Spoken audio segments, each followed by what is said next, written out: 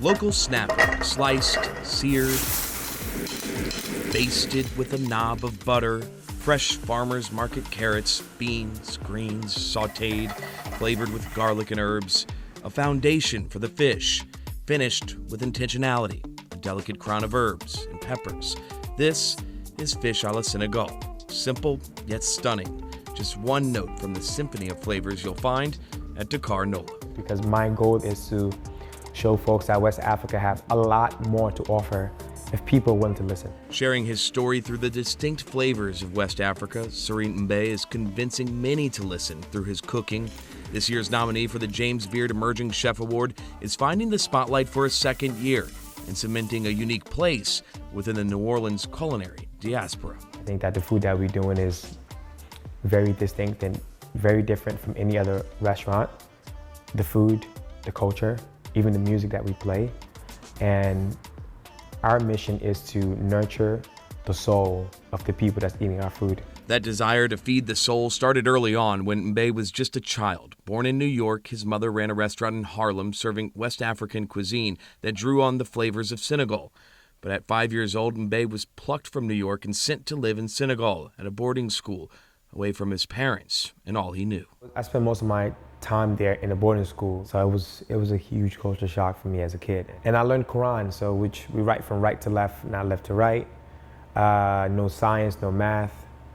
But food was one thing that kept me going. It gave me hope. He would spend nearly a decade in Senegal developing his perspective of food through a culture he found familiar thanks to his mother's cooking.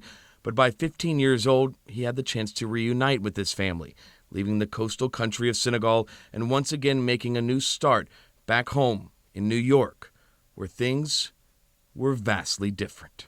I had to fit into society that I don't know nothing about, as far as learning how to write from left to right, learning English, learning science, learning math, learning the culture. It was tough.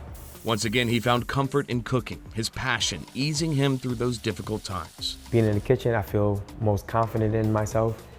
I knew how to work with my hands.